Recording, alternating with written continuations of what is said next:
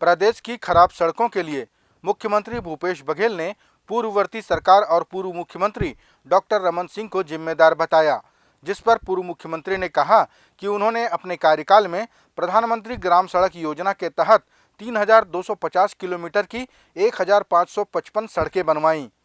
पूर्व मुख्यमंत्री ने मुख्यमंत्री भूपेश बघेल से आग्रह किया कि हेलीकॉप्टर की यात्रा छोड़कर वे सड़कों से जाएं, तब पता चलेगा कि गांव-गांव में सड़कों के लिए आंदोलन किया जा रहा है। मुख्यमंत्री जी ने बयान दिया था 2 दिन पहले कि छत्तीसगढ़ में सड़कें यदि खराब है तो डॉक्टर रमन जवाबदार। 4 साल से मुख्यमंत्री वो बने बैठे हैं और 4 साल बाद बोल रहे हैं कि मुझे विधानसभा में जवाब देना पड़ेगा, डॉक्टर रमन जवाब दे कि सड़क क्यों खराब है। ये सरकार की हालत ये हो गया, अब गांव-गांव में एक ही नारा गूंज रहा है, लबरा के डबरा। गांव-गांव में एक ही नारा गूंज रहा है और ये डबरा इस पूरे सड़क को बना देने की साजिश में आज मुख्यमंत्री अपने अभियान में लगे हुए हैं। उनका अभियान डांट मुलाकात कम करते हैं, डांटते ज़्यादा हैं और उसमें भी हेलीकॉप्टर से जा रहे हैं। मुख्यमंत्री से आग्रह है मेरा कि हेलीकॉप्टर छोड़ के सड़क मार्ग से जाएं, जहां हर सड़क में लोग आंदोलन कर रहे हैं तो उनको सड़क के बारे में जानकारी मिलेगी। 2018 में जब तक हमारी सरकार थी, प्रधानमंत्री ग्रामीण सड़क योजना के अंतर्गत 3,250 किलोमीटर सड़क का निर्माण हमने किया था। मैं आंकड़े इसलिए दे रहा हूं कि मुझे जवाबदार बताया जा रहा है। 18 तक हमारी सरकार ने प्रधानमंत्री ग्राम सड़क योजना में 3,250 किलोमीटर सड़क यानी 1,555 सड़क बनाई थी। अब भूपेश बघेल को जवाब देना चाहिए कि इन्होंने 4 साल में कितनी सड़कें छत्तीसगढ़ में बनाई हैं। पूर्व मुख्यमंत्री के आरोपों का खंडन करते हुए कांग्रेस पार्टी के संचार विभाग प्रमुख सुशील आनंद शुक्ला ने कहा कि भ्रष्टाचार में बनी सड़कें जल्द ही कंडम हो गईं।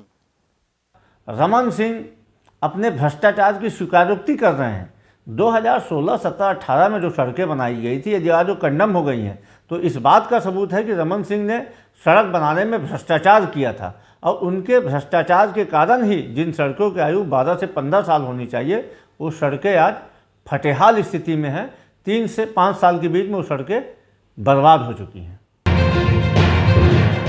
बिलासपुर के अंधत्व एवं श्रवण बाधित अध्ययन केंद्र के छात्रावास में किसी बात को लेकर बच्चों में झगड़ा हो गया और बहरे बच्चों ने अंधे बच्चों को मारा और उन पर गर्म चाय भी फेंकी। अंधे बच्चों ने वार्डन और प्राचार्य से इसकी शिकायत की तो प्राचार्य ने आरोपी बालक को घर भेज दिया, जिससे नाराज दृष्टिहीन बच्चों ने इसकी शिकायत कलेक्टर से की और जांच की मांग की। हम लोग जब रसोई घर से 4:30 बजे शाम को नाश्ता करके अपने कमरों पे बैठे हुए थे, तब एक दृष्टिवान छात्र जो देख सकते सुन नहीं सकता, वो आया और जूठा सेब फल से हमें मारा। सर, हम इस बात की चर्चा कर ही रहे थे, तभी हमारे दोस्तों पर उन्हीं में से किसी ने गरम खौलता हुआ चाय को फेंका। सर, जब खौलता हुआ चाय को फेंका गया तब हम ये पूछने के लिए ऊपर गए कि चाय आखिर किसने फेंका है। तब उन लोगों ने हम लोगों को घेर कर पीटना शुरू कर दिया। हमारे दोस्त हरीश साहू के गुप्तांग में 3 बार प्रहार किया गया और जब हम नीचे आके इस बात को वार्डन को बताए तो वार्डन सर जी जो है बोलते हैं कि तुम लोग ऊपर गए हो, तुम लोग ऊपर क्यों गए। और सर यही नहीं सर, सबसे बड़ा अत्याचार ये हुआ सर, जब हम कैमरा चेक करने के लिए बोले तो बोला गया कि कैमरा हम नहीं चेक कर सकते। हम प्रिंसिपल से बोले तो प्रिंसिपल का नाम है श्रीमती बबीता कमलेश, तो उन्होंने कहा कि हम कैमरा चेक नहीं कर सकते। तब उन्होंने फिर कहा कि हम जिस बच्चे ने चाय फेंका है हम उसको घर भेज दिए। सर आप ही बताइए, चुपचाप घर भेजना गलत है कि नहीं सर। केंद्र की अधीक्षिका और प्राचार्य बबीता कमलेश ने स्वीकार किया कि छात्रावास में मारपीट हुई है, लेकिन उन्होंने दृष्टिहीन बच्चों की आक्रामकता को देखते हुए आरोपी बच्चे को उनके हवाले नहीं किया। जो चाय फेंक दिए हैं और वो चाय फेंक दिए हैं तो उन लोग को कौन बच्चे हैं करके थोड़ा सा ये लोग ऊपर चले गए और ऊपर में जाके थोड़ा सा हंगामा हुए हैं बच्चे लोग के साथ। बाकी और बच्चे के साथ ऐसा नहीं है, बस यही बच्चे लोग आपने क्या किया? त्वरित का बच्चे लोग का ये मांग था कि वो बच्चे लोग को हमको सौंपे। तो मेरा ये था कि बच्चे इतनी आक्रामक के बच्चे को मैं नहीं सौंपी। बच्चों ने मारपीट के साथ छात्रावास की मूलभूत समस्याओं से भी कलेक्टर को अवगत कराया, जिस पर कार्रवाई का आश्वासन कलेक्टर ने दिया। उनके यहाँ संस्था के अंदर कुछ विवाद हुआ है बच्चों के बीच में, जिसमें उन बच्चों को लग रहा है कि उनका पक्ष पूरी तरह से सुना नहीं गया है एवं कार्यवाही पूरी तरह से हुई नहीं है। तो उसके संबंध में उनको आश्वस्त कराया कि जो भी सही होगा सीसीटीवी कैमरे में देखा जाएगा, जो भी सही होगा वो कार्रवाई की जाएगी। उनको छोड़ के भी उनकी कुछ मूलभूत आवश्यकताओं की टीचर के संबंध में, भवन मरम्मत के संबंध में मांग थी, उसमें भी कार्रवाई कर रहे हैं। उसमें थोड़ा समय लगने की आशंका है। नगर पालिका परिषद अमलेश्वर के ग्रीन अर्थ सिटी में नवरात्रि पर्व बड़े ही हर्षोल्लास के साथ मनाया जा रहा है। प्रतिदिन कॉलोनी वासियों द्वारा पारंपरिक वेशभूषा में रंगारंग सांस्कृतिक कार्यक्रमों की प्रस्तुतियां दी जा रही हैं। देर रात तक चलने वाले इस रंगारंग कार्यक्रम में कॉलोनी के बच्चे और महिलाएं गायन, डांस और गरबा स्टाइल में अपनी प्रतिभा का प्रदर्शन कर रहे हैं।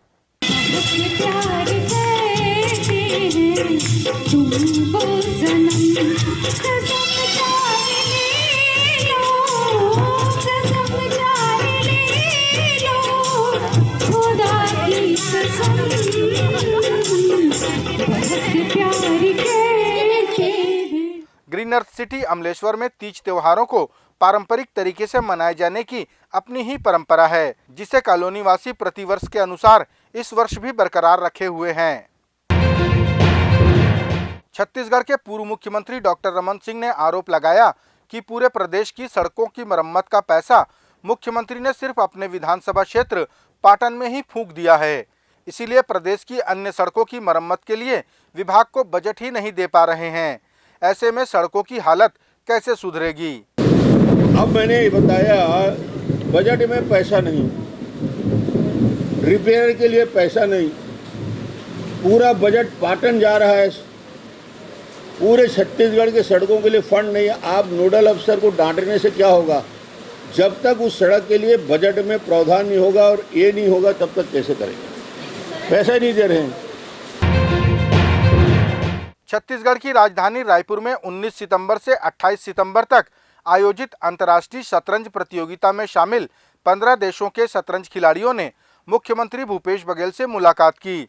इस मुलाकात में मुख्यमंत्री निवास पर आयोजित भोज कार्यक्रम में खिलाड़ियों ने छत्तीसगढ़ी व्यंजन का स्वाद लिया। Chhattisgarh chief minister trophy international grand masters tournament को लेकर मुख्यमंत्री भूपेश बघेल ने कहा कि 15 देशों के खिलाड़ियों का जमघट इसकी व्यापकता को दर्शाता है। आज विश्व रेबीज डे है। रेबीज एक ऐसी बीमारी है जिसका स्थायी उपचार नहीं है। यह कुत्तों के काटने से होता है और इससे केवल बचा जा सकता है।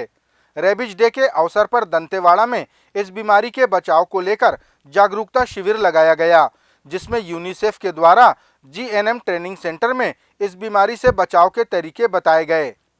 इस दौरान यहां रेबीज जागरूकता संबंधी चित्रकला प्रतियोगिता भी कराई गई, जिसमें शामिल बच्चों को पुरस्कृत भी किया गया। क्योंकि ये ऐसी बीमारी है जो वायरल इन्फेक्शन है, जिसका अभी तोड़ नहीं निकला है हमारे पास, उसका इलाज नहीं है, बट उसको बचाया जा सकता है मरीज को, जिसको हम बोलते हैं prevention is better than cure. तो नर्सिंग सिस्टर्स और ब्रदर्स जो हमारे होते हैं वो बहुत अच्छा मीडियम होते हैं लोगों को, कॉमन पीपल को ये इन्फॉर्मेशन देने के लिए, जिसके लिए इनके मोटिवेशन के लिए और इनके सपोर्ट के लिए ड्राइंग कंपटीशन और ऐसे भी ऑर्गेनाइज किया गया था, जिसके विनर्स निकले हैं। और आई होप ये सेशन उन लोगों के लिए एक आगे के लिए अच्छा लर्निंग रहेगा, जो वो फील्ड पे जाके अच्छी और सही जानकारी दे सकते हैं। छत्तीसगढ़ के पूर्व मुख्यमंत्री डॉक्टर रमन सिंह ने कहा कि जिसने गंगा जल की कसम खाई है कि वादे पूरे करेंगे, या तो वे वादा पूरा करें, नहीं तो गंगा जल की कसम एक बार फिर जनता के सामने खाएं और कहें कि हम वो वादे पूरे नहीं कर सकते। पूर्व मुख्यमंत्री ने कहा कि मैंने कसम नहीं खाई थी शराबबंदी की, बेरोजगारी भत्ता देने की, जिसने खाई वह उसे पूरा करे।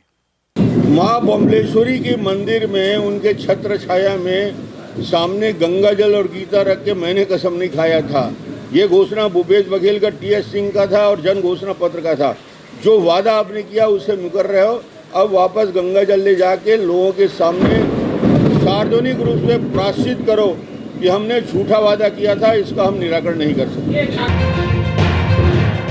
बिलासपुर जिले के अकलतरा से कोरबा जाने वाली सड़क का हाल बेहाल है। किसी कार्यक्रम में शामिल होने बिलासपुर पहुंची राज्यसभा सांसद सरोज पांडे जब उस सड़क से गुजरी तो सड़क पर सड़क तो थी नहीं, थे तो सिर्फ गड्ढे।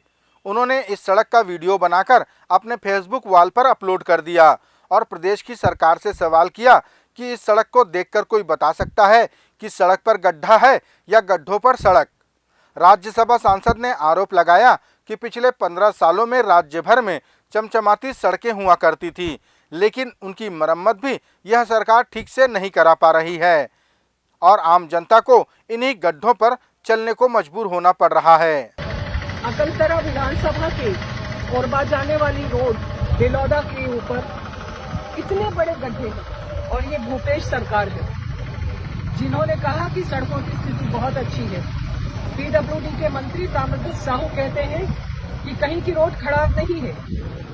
मैं मुख्यमंत्री और गृह मंत्री पीडब्ल्यूडी मंत्री को आमंत्रित करती हूं कि इस सड़क पर आकर देखें कि किस प्रकार से लोग गड्ढों में से गुजर रहे हैं। गड्ढे में सड़क है या सड़क में गड्ढा है, ये समझ में नहीं आता।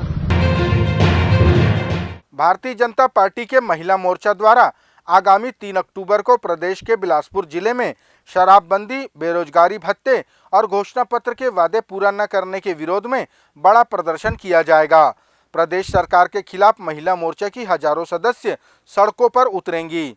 इस प्रदर्शन का नेतृत्व राज्यसभा सांसद सरोज पांडे करेंगी।